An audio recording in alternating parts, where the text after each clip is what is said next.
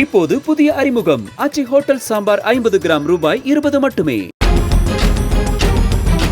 ஆந்திராவில் இருந்து கடத்தி வந்து சென்னையில் உயர் ரக கஞ்சா விற்பனை செய்ததாக விசாகப்பட்டினத்தைச் சேர்ந்த சத்யபாபு என்பவரை போலீசார் கைது செய்தனர்.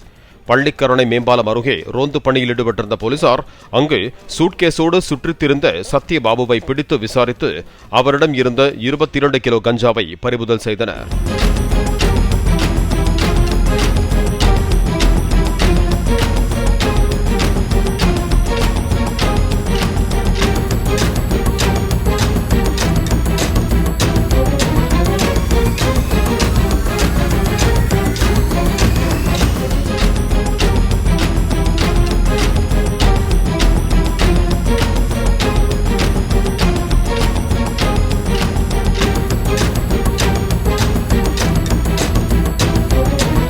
இப்போது புதிய அறிமுகம் ஆச்சி ஹோட்டல் சாம்பார் 50 கிராம் ரூபாய் 20 மட்டுமே.